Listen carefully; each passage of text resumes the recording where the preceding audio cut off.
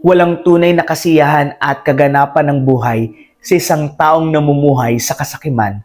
Halina't maging blessed. Ako po si Father Aris Olan at ito ang Palaman ng Buhay. Ang ating pong ebanghelyo ngayong araw na ito ay mula kay San Lucas chapter 12 verse 15.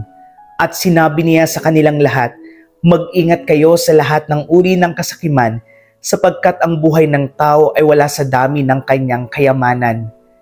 Napakalinaw po ng paanyaya at paalala sa atin ngayon ng ating Panginoong Jesucristo na huwag tayong mamuhay sa kasakiman sapagkat hindi naman talaga magbibigay sa atin ng tunay na kasiyahan at kaganapan ng buhay ang anumang yaman ng mundong ito. Huwag ang yaman ng mundong ito ang ating impukin o ipunin, kundi ang ipunin natin ay ang yaman doon sa langit. At mangyayari lamang ito kung tayo mamumuhay ng nagmamahal, nagmamalasakit, nagbibigay, tumutulong, nananampalataya sa Diyos at higit sa lahat, nagsisikap na mamuhay sa kabutihan at kabanalan.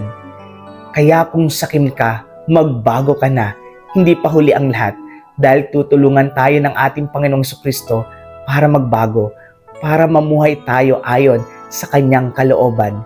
Si Jesus nawa ang araw-araw natin maging inspirasyon pagdating sa pagbibigay, pagsasakripisyo at pagmamahal. Muli ako po si Father Aris Olan. Magkita-kita po muli tayo bukas. God bless you po and keep safe. Please like and share this video.